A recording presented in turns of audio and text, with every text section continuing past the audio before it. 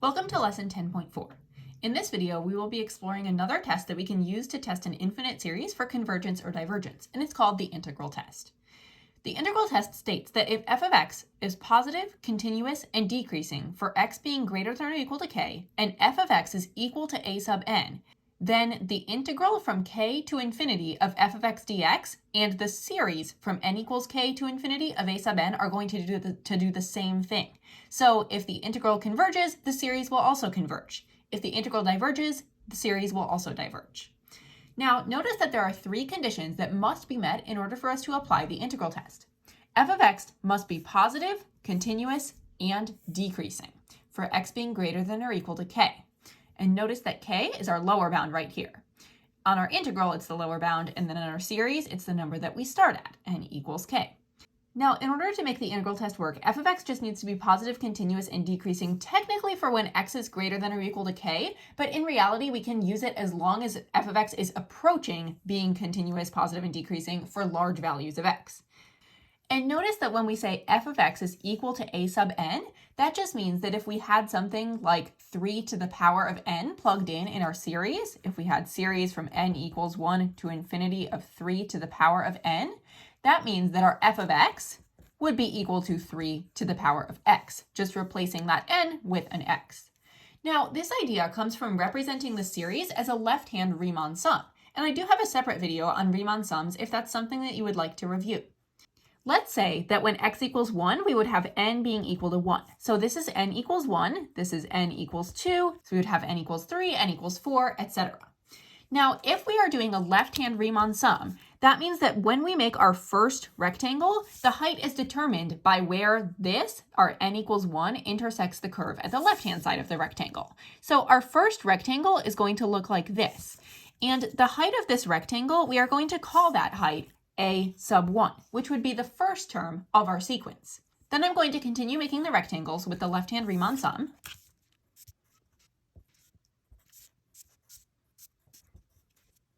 And we keep going until we get n equals n as our x value, or x equals n as our x value, and then we would have a sub n as the height of the rectangle.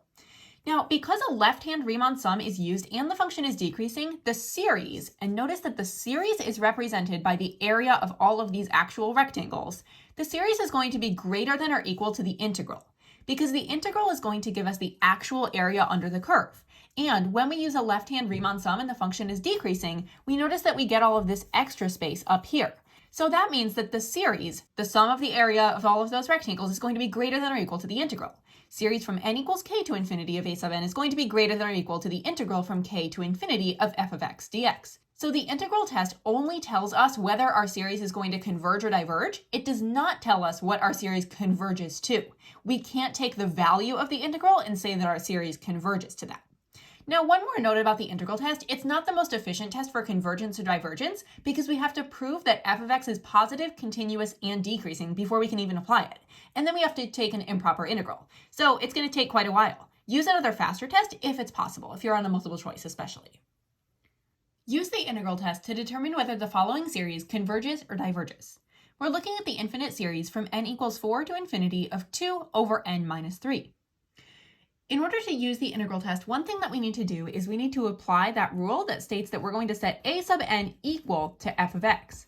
Now, a sub n was originally 2 over n minus 3. Therefore, we're going to say that f of x is equal to 2 over x minus 3 to make our computations a little bit easier. Now, in order to apply the integral test, we also need to verify that our function f of x is going to be positive, continuous, and decreasing for x being greater than or equal to 4, because that's where we are starting our sequence. Let's think about whether f of x will be positive for x being greater than or equal to 4. If we plug in any number that is greater than or equal to 4 for n right here, or for x over here, we would have 4 minus 3, that's positive. 5 minus 3, that's positive. Any number that's greater than or equal to 4 is going to get us a number that is positive in our denominator. Positive over a positive still makes a positive. Therefore, f of x is going to be positive for x being greater than or equal to 4. The next thing we need to test is the continuity. F of x must be continuous for x being greater than or equal to 4. Now, it looks like in our function f of x, we have a vertical asymptote at x equals 3, because when x minus 3 equals 0, that's when we're going to have a problem with our denominator. So if x equals 3, we have a vertical asymptote right there. However, 3 is not greater than or equal to 4. We don't have any other issues with the domain, so we're going to say f of x is continuous for x greater than or equal to 4. Now the trickiest part. We need to verify that f of x is decreasing for x being greater than or equal to 4. Now, if you think back to chapter 5, the way that we tested for when a function was increasing and decreasing was by looking at its derivative. So off to the side, I'm going to need to find f prime of x. Since our function is a quotient, we're going to have to use the quotient rule. F prime of x is equal to the low function, x minus 3, times the derivative of the high function, derivative of 2 is 0, minus high, which is 2, d low, derivative of the low, that would just be a 1, over the low function squared, x minus 3 squared. I'm going to clean that up just a bit. Now that we have f prime of x, I'm going to make a quick sign chart for f prime of x to determine when it's positive versus when it's negative. So 3 is going to go on the sign chart because that is a domain issue with my original function. I've got a vertical asymptote there. Now I don't have any other critical points for f prime because my numerator will never be 0 and my denominator will only be 0 when x equals 3. So now I'm going to find f prime of, and I really only care about what's happening when x is greater than or equal to 4, so I'm only going to test one over here. Let's test 5, f prime of 5. That would be negative 2 over 5 minus 3 squared. That's going to be a negative over a positive, which means that f prime of x is going to be negative, which means that f of x is decreasing whenever x is greater than or equal to 3. However, when I write it down over here, I'm going to say f of x is decreasing for x greater than or equal to 4, because that's the number that I care about here. Now that I have verified that f of x is positive, continuous, and decreasing for x being greater than or equal to 4, now I can actually apply the integral test. So I'm going to take a look at the integral from 4 to infinity of f of x dx, or 2 over x minus 3 dx. And if this integral diverges, that means that my series will diverge. If this integral converges, that means that my series also converges, but not to the value that this converges to. It just means it converges in general. So if you have not watched my video on improper integrals yet, or if you're unfamiliar with the concept of improper integrals, I would highly suggest that you do that before watching this video. The way that we're going to handle this one is we're going to replace the problem, which is the infinity up here, with a variable, and we'll put a limit on the front. We'll replace this with the limit as t approaches infinity of the integral from 4 to t of 2 over x minus 3 dx. Then, if we're trying to evaluate this, if I'm trying to find the integral of 2 over x minus 3, I would use u substitution and say u equals x minus 3, but that's really not necessary because I'm just going to wind up with a du equals dx. So I'm going to go directly to writing down my antiderivative. So this is equal to the limit as t approaches infinity, keeping that limit on the front, and then the antiderivative of 2 over x minus 3 is going to be 2 times the natural log of the absolute value of x minus 3, and we are evaluating that at 4 and t. Next step will be to plug in t and subtract plugging in 4, keeping the limit on the front. And now we can think about what happens if we plug in the infinity here. If we take 2 times the natural log of infinity minus 3 is still just a super large number, and the natural log of a super large number is still going to be a super large number, infinity, minus, this is just going to wind up being some number over here, but we don't really care about that if we have an infinity. So since this limit is equal to infinity, that means that our integral diverges. Now, if our integral diverges, that means that our series diverges as well, and that was ultimately what we were trying to find. The way that we will justify our answer is we will say the series from n equals 4 to infinity of 2 over n minus 3 diverges by the integral test because this integral diverges.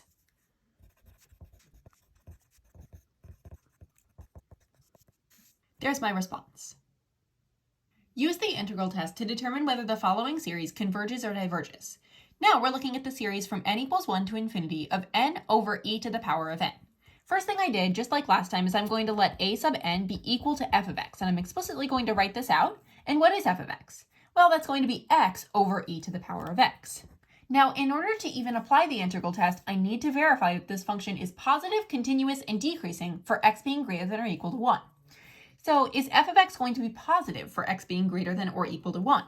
Well, if x is greater than or equal to 1, that means that I'm only going to have positive values of x in my numerator, and e to the x can only spit out positive numbers, because the graph of e to the x looks something like this. So that's only ever going to give me a positive number. So if I have positive over a positive, that's always going to be positive. That means that f of x will be positive for x being greater than or equal to 1. Then I need to check continuity. f of x will be continuous on this entire interval for x being greater than or equal to 1 because e to the power of x, you're never going to get something that is undefined there. Even if you plug in e to the power of 0, that would just be a 1 in the denominator. You're never going to be able to get a 0 in that denominator. And then lastly, we need to check that f of x is going to be decreasing for x being greater than or equal to 1. So this is where we need to check with the derivative, because if our derivative is negative, that means that our original function f of x is decreasing. Let's first find f prime of x. We're going to need to use the quotient rule here because our function is a quotient.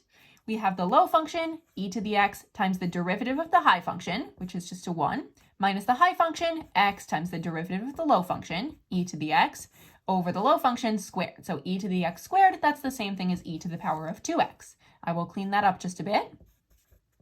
And there's my derivative, f prime. Now I need to test whether I have any critical points.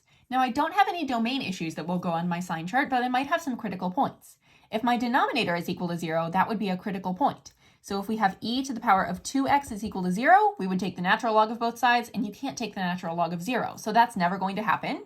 What about our numerator? If we have e to the power of x is minus x times e to the power of x is equal to 0, that means we would have e to the x equals x e to the power of x. And if x is equal to 1, that would make that statement true. Or we could think about dividing both sides by e to the x, and then we would just have 1 equals x. So when x equals 1, that's going to be a critical point of our function f. So now let's make the sign chart. And I only really care about what's happening when x is greater than or equal to 1. And it turns out that 1 is also my critical point, so this will be interesting. Let's plug in f prime of 2 to see what that is. Using this function for f prime of x, I would get e squared minus 2e squared over e to the power of 4. E squared minus 2e squared is going to make a negative e squared over e to the 4th, so I have a negative number over a positive number, which means that this is ultimately going to be a negative. Now, since f prime is less than 0 when x is greater than 1, that means that f of x is going to be decreasing for x being greater than or equal to 1. Now that all three conditions of the integral test have been met, f of x is positive, continuous, and decreasing, we can set up our integral and determine whether the integral converges or diverges. So the integral that we'll be comparing this to is the integral from 1 to infinity of x over e to the x dx. Now, first thing that I'm noticing is that we have a problem up here at infinity. So I'm going to rewrite this, since it's an improper integral, limit as t approaches infinity of the integral from 1 to t of x over e to the x dx. Then I need to figure out what's the antiderivative of x over e to the x dx. I don't see a super easy way that I could do this one using u substitution or any of my other integration techniques except integration by parts. If I rewrite this integral as the integral of x times e to the negative x dx, then that's going to allow me to use integration by parts. If you want to review integration by parts, I do have a separate video on that. In order to use integration by parts, we have to figure out u, v, du, and dv. We're going to let u equal x in this case, and we'll let dv, because remember this is originally the integral of u dv, and we'll let dv be equal to e to the power of negative x dx. Now, if we're trying to find du, that simply means that du is equal to dx, and here we need to find original v, so we'll integrate both sides. We would get v is equal to negative e to the power of negative x. So now remember, our rule for integration by parts is that the integral of u dv is equal to uv minus the integral of v du. If we apply that here, we see that the integral of x times e to the power of negative x dx, or the integral of u dv, is going to be equal to uv, so x times negative e to the power of negative x, or negative x times e to the power of negative x, uv minus the integral of v du, minus the integral of negative e to the negative x, du is a dx. Then we need to integrate this again. So we have negative x times e to the power of negative x, and then I'm just going to turn the two negatives here into a plus. So plus integral of e to the negative x dx. This is equal to negative x times e to the negative x minus e to the power of negative x. So here is my antiderivative. So when I come back up here, I'm going to leave the limit notation on the front. So I have equals limit, we're still doing t approaches infinity, of the integral from 1 to infinity. And then instead of writing the integral, actually, I'm just going to plot my antiderivative right in there, and then I'll be evaluating that at 1 and t. So my antiderivative is negative x times e to the negative x minus e to the negative x, evaluating that at 1 and t. Then I'll plug in t and subtract plugging in 1, still keeping the limit on the front. And there's a little bit of cleanup to do here, which I will do on the next line, lots of e's. Anytime I see e to the power of negative t, I'm going to rewrite that as 1 over e to the power of t.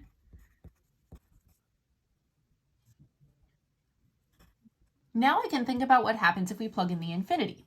So if we take infinity for this first term, we would have negative infinity over e to the power of infinity. Eventually, e to the power of infinity is going to produce a greater number than just a plain linear function. The linear function grows slower than the e to the x function. So since our denominator is approaching a bigger number, this portion is going to approach 0 as t approaches infinity. This portion is also going to approach 0 as t approaches infinity because we would have 1 over a really big number. So we are left with 2 over e. Now, this does not mean that this series is equal to 2 over e. Rather, since our integral converged, we know that our series is also going to converge. Now I will write out the justification for this one.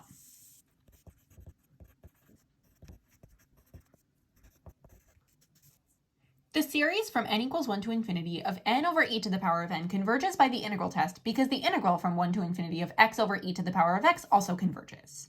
That would be my solution. Now we'll try some MCQs related to the integral test. The integral test can be used to determine convergence or divergence for each of the following infinite series, except which one. What this question is asking us is which of these series does not meet the conditions for the integral test to be applied. So in order for the integral test to be applied, there are 3 conditions that must be met. The function must be positive, continuous, and decreasing. And in this case, since we are always starting at n equals 2, it must have those conditions for x being greater than or equal to 2. Let's check whether our first function, which would be f of x equals 4x over e to the x, would be positive for x being greater than or equal to 2. Well, if we have 4 times some positive number, because x is greater than or equal to 2, over e to some positive number, e is only going to spit out positive numbers. So we have positive over a positive, that one's going to be positive. Check. Let's check the next one. If we have a positive number over a number greater than 2 minus 1, well, our denominator is always going to be positive there. So we have positive over a positive, check. For this next one, positive number, 4 times 2, or 4 times 3, or 4, or something like that, that's always going to be positive, over, and then this is also always going to be positive. That one works. For this one, we'll have to think critically about the graph of the natural log. The natural log graph, and it's really tiny down here, but it looks something like this. Now we know that the natural log of 1 is going to be equal to 0. So this right here is x equals 1. That means that for all values where x is greater than 1, the natural log of any value is going to be a positive number. So if we have negative some number over a positive number, that's going to make a negative. So this one is not going to be positive for x being greater than or equal to 2. Therefore, choice D is the one to which the integral test cannot be applied. Now, if we did not find that this one wasn't positive right away, we would have to test whether all of these are continuous and decreasing on the interval for x being greater than or equal to 2. The integral test can be used to determine convergence or divergence for which of the following infinite series. We have 2 series and then a whole bunch of options. In order for the integral test to be applied, 3 conditions must be met. The function must be positive, continuous, and decreasing. And for this first case, it has to be positive, continuous, and decreasing on the interval from 2 to infinity.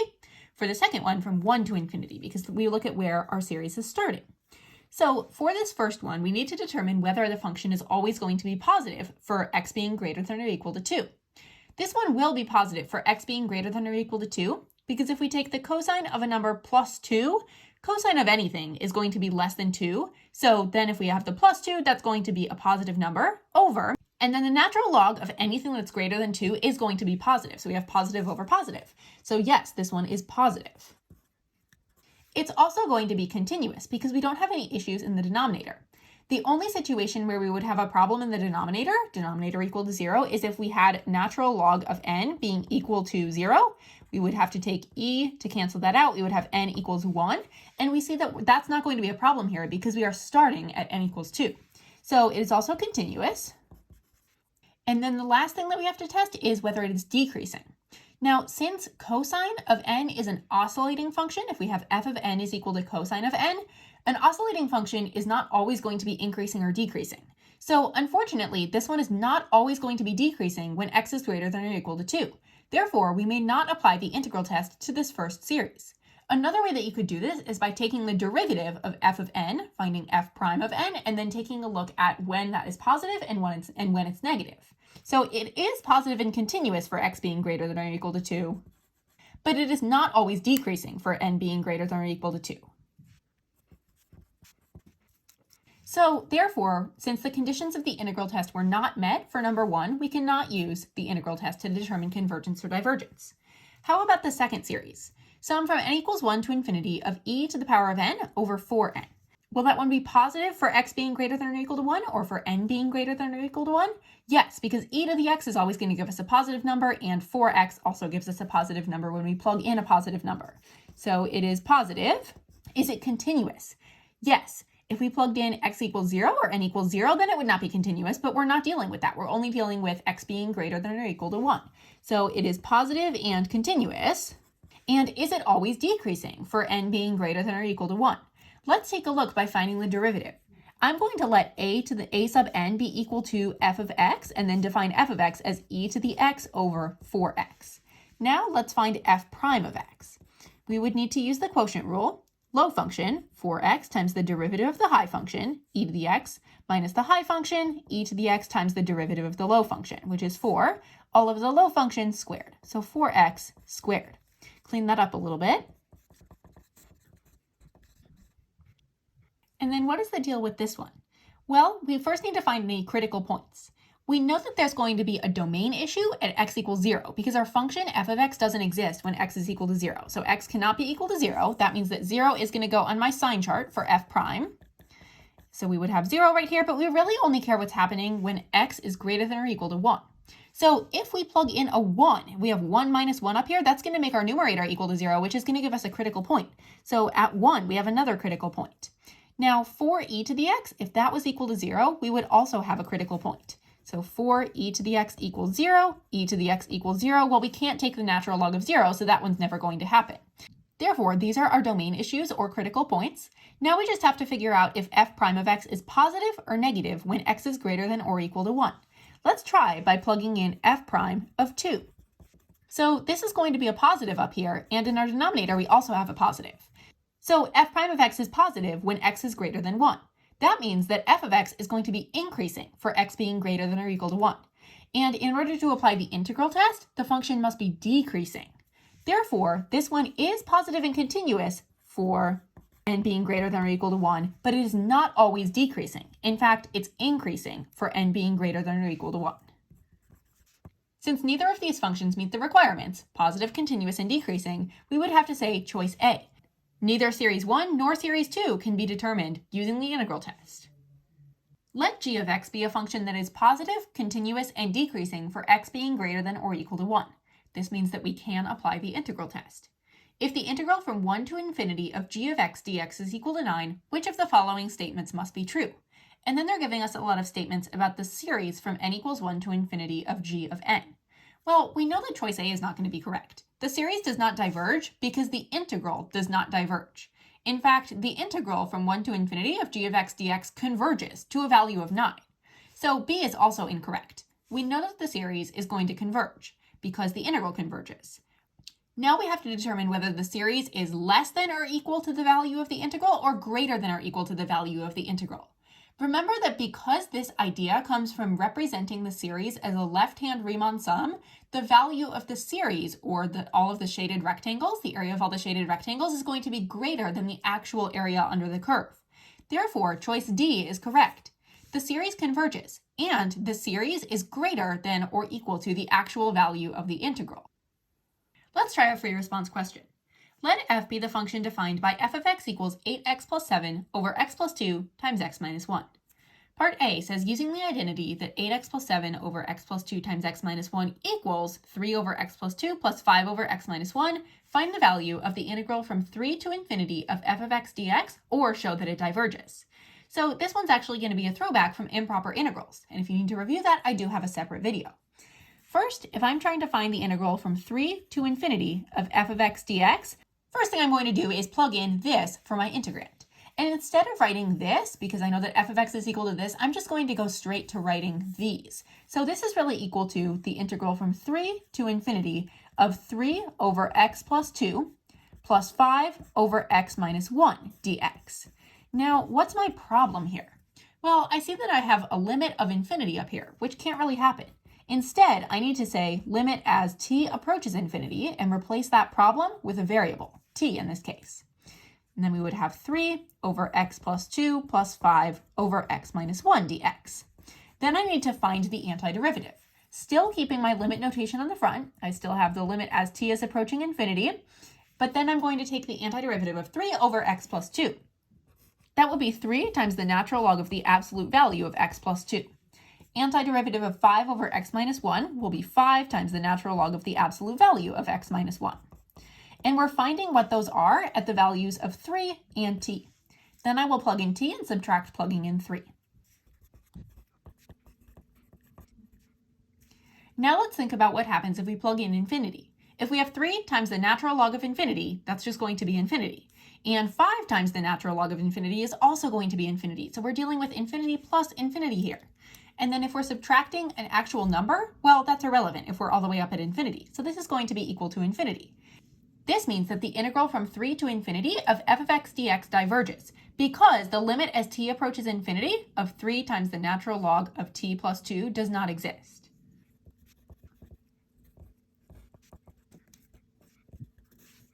Now, instead of writing infinity over here, because I really don't want to say that this integral is equal to infinity, I'm just going to write equals dne, does not exist. And my justification is that the integral diverges because the limit as t approaches infinity of 3 times the natural log of t plus 2 plus 5 times the natural log of t minus 1 does not exist. Now for part B. Part B says determine whether the series from n equals 3 to infinity of 8n plus 7 over n plus 2 times n minus 1 converges or diverges. State the conditions of the test used for determining convergence or divergence. Notice that this is the same function that we were dealing with here. They've just replaced the x's with n's, which is what we would expect if they're dealing with a series instead of an actual function. Now, because I just found the integral of this function, let me see if maybe I can use the integral test, because that would be really, really convenient. What conditions need to be met for me to use the integral test? Well, my function, which would be a to the n is equal to f of x is equal to 8x plus 7 over x plus 2 times x minus 1. This function needs to be positive, continuous, and decreasing on the interval for x being greater than or equal to 3. First, let's see if it's going to be positive on that interval. And I'm actually going to FOIL this denominator out too, because that might help me later. 8x plus 7 over x squared plus x minus 2. F of x will always be positive when x is greater than or equal to 3, because we would have 8 times a number greater than 3, so a positive number plus 7, that numerator would be positive, some positive number here plus 2, and a positive number greater than 3 minus 1, well, that denominator is going to be positive 2. Therefore, we would say f of x is positive on the closed interval from 3 to infinity, or when x is greater than or equal to 3. Our next condition is that f of x must be continuous on the closed interval from 3 to infinity. Our only vertical asymptotes, or issues with our domain, are going to be happening at x equals negative 2 and x equals positive 1, neither of which are in the range 3 to infinity. Therefore, we can say that f of x is continuous on the closed interval from 3 to infinity. The last one is the trickiest. We need to verify that f of x will be decreasing on the closed interval from 3 to infinity. This is going to require finding the derivative, so we'll need to find f prime of x. We'll take the low function, x squared plus x minus 2, times the derivative of the high function, 8, minus the high function, 8x plus 7, times the derivative of the low function, 2x plus 1, all of the low function squared. Then I'll just go through and clean this up a little bit.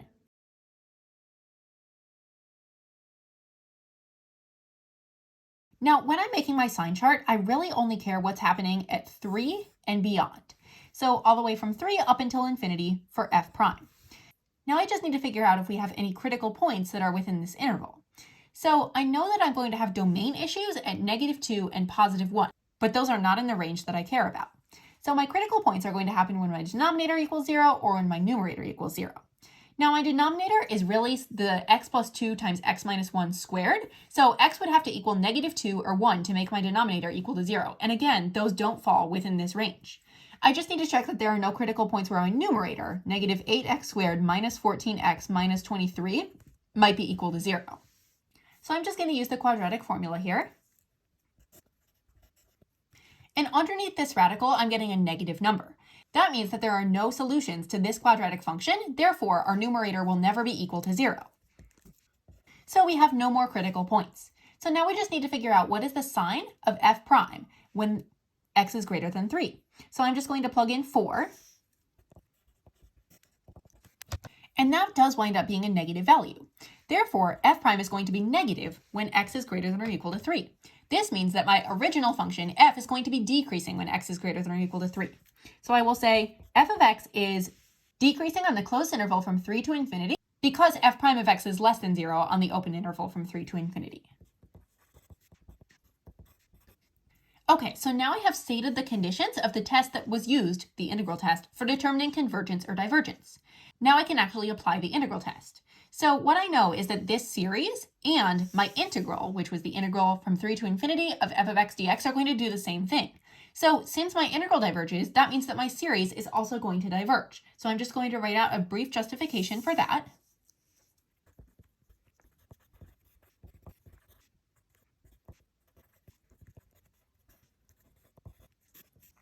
This would be my solution. The series diverges by the integral test, since the integral from 3 to infinity of f of x dx diverges, and you could probably cut it off there, but just to be super careful on the free response question, I said, and since f of x is positive, continuous, and decreasing on the closed interval from 3 to infinity.